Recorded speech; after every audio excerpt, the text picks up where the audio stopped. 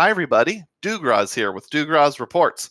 Today we're going to be talking about this card. This is my Chase Sapphire Reserve card, and I'm going to try to decide if I should keep it, cancel it, or downgrade it to something else. Recently, the $550 annual fee hit my account, and you only have a period of about 45 days from when that hits to decide what you're going to do with it before that annual fee locks in for another year. One possibility is a product change to this card right here. This is my wife's Sapphire Preferred.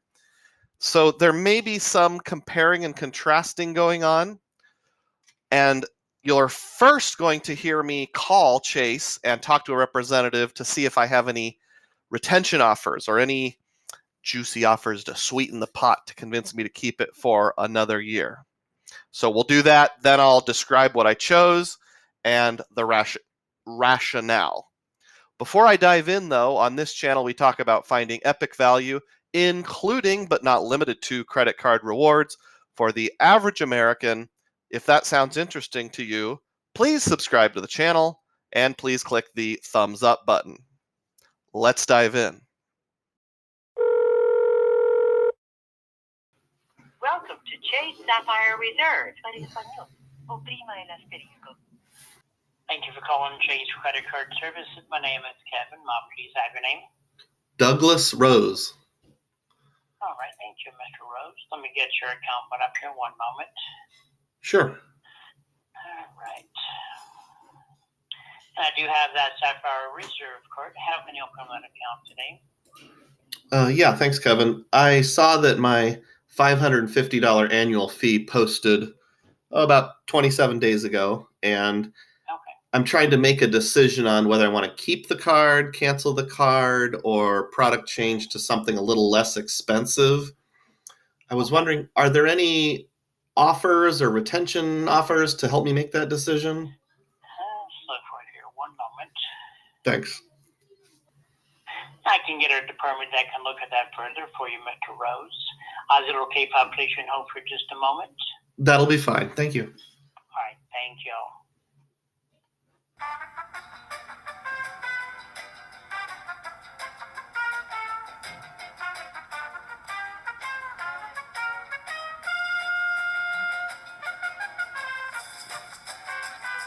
Thank you for holding. My name is David, Senior Account Specialist with Chase. May I have your name, please?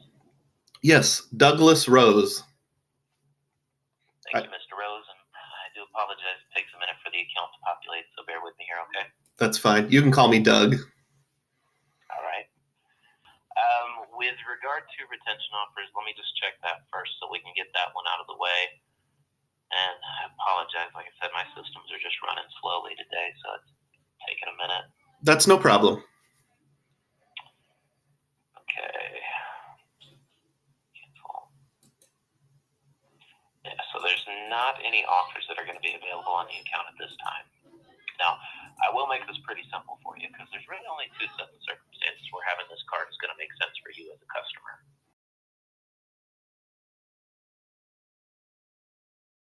Let's do a product change over to a Sapphire Preferred. All right, so you're going to get a replacement card. Normally takes about a week to show up. In the interim, your existing card will work just fine, but can you verify the address where the replacement needs to go? Okay. I've got that taken care of then. Anything else? Great. That's all I need then.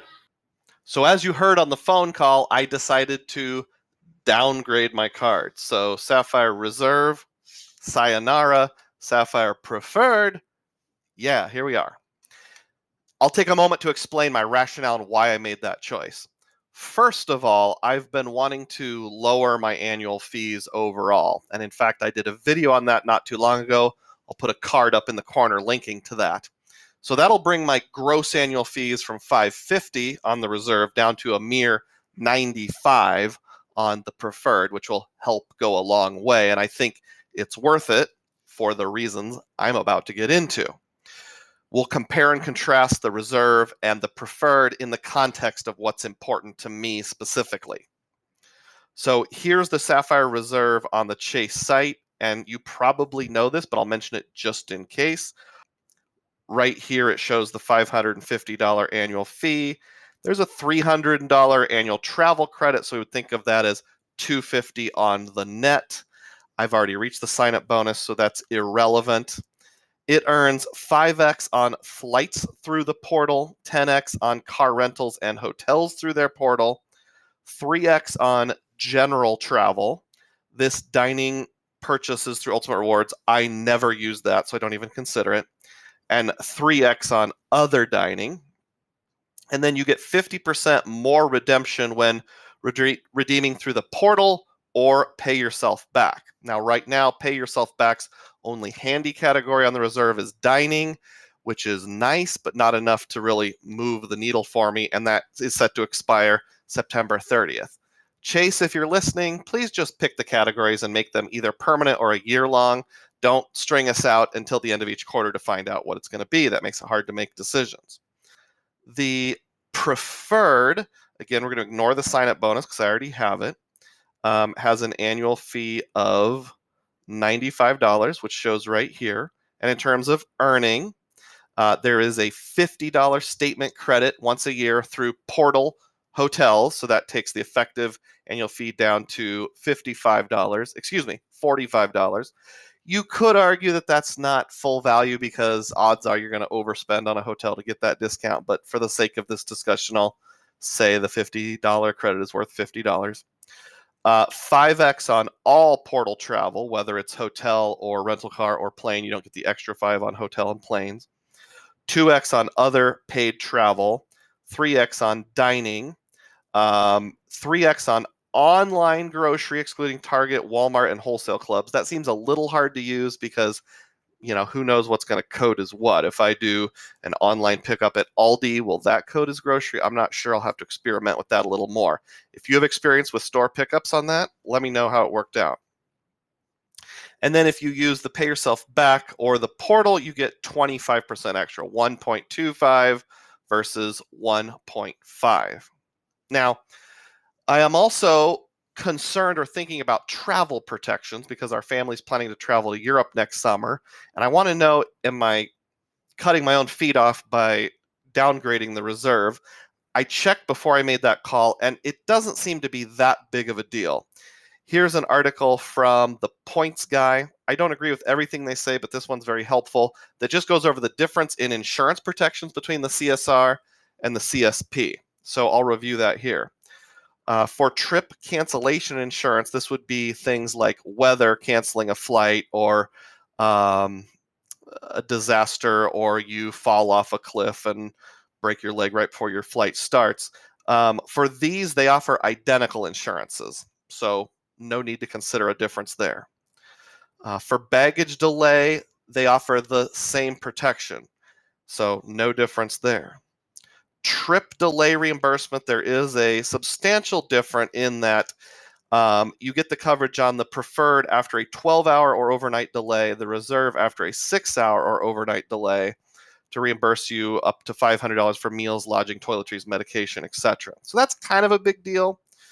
Purchase protection, they're the same in terms of how you make the claim and the maximum in a year, but the preferred only covers $500 per claim. The reserve covers a whopping $10,000 on purchase protection. So there's another difference. Extended warranty, the coverages are exactly the same. Primary rental car insurance, the coverages are exactly the same. Well, one exception is the reserve will cover more like high value cars up to $75,000. The preferred excludes like Lamborghinis and really fancy cars, which I would never rent anyway, so that's not a concern for me. So as I look through this information, my thought is the insurances aren't different enough to move the needle. Odds are if we are going to travel to Europe, I'll probably buy some sort of $500 insurance protection or something anyway, so I don't know that that super ultra matters to us. Lastly, just plain doing the math on the 1.5x versus the 1.25x using the portal or pay yourself back. I set up a little spreadsheet here that takes into consideration the number of points you would use, the modifier, what that comes out to, convert it to a cash equivalent, subtract out the annual fee, and you get this much value. And what I came up with is the break-even point for me is 82,000 points. Now, in the past, I've redeemed more than 82,000 points per year in the portal. I don't think I'm going to be doing that in the next 12 months because I have more points than ever in side currencies like hotels. I have Amex currencies I can use for stuff for transfer partners. So I don't think there's a ton of portal redemptions in my future. Just for the sake of reference, this assumes you value the hotel stay on the preferred at the full $50. If you don't value it at all, then I need to change that to $95 net annual fee being subtracted out. And then the math says 62,000. So 62,000, 62,000. If you don't give credence to that motel credit, then that's your break-even point. I don't think I'll be spending even 62,000 in the portal. So for me, the decision was easy. Downgrade to a Sapphire Preferred. Last question you might have is, since my wife already has a Sapphire Preferred, why am I keeping it at all? What we're probably going to do is downgrade her Preferred to a Freedom Flex or something like that next time it comes up for renewal. Most of the points, the lion's share by a giant margin, are in my name, not hers. So I'll hold the Preferred. She will not. Because I have a ton of Chase points, I have over 400,000. We need to have one of the transferable currency cards between us, either the Preferred, the Reserve, or the Inc. Business Preferred. And I can't change a Sapphire Reserve into a business card. So this helps me keep the transferable currencies in the Chase ecosystem that I use. Well, there's my rationale for downgrading my Reserve to a Preferred. Let me know what you think. Did I make the right move by reducing my overall fees? Is there some sort of value that I'm missing? I would love to hear your opinion, whether you think I'm right, wrong, or indifferent. Again, if you find any value whatsoever in this sort of video, please subscribe to the channel and click the thumbs up button.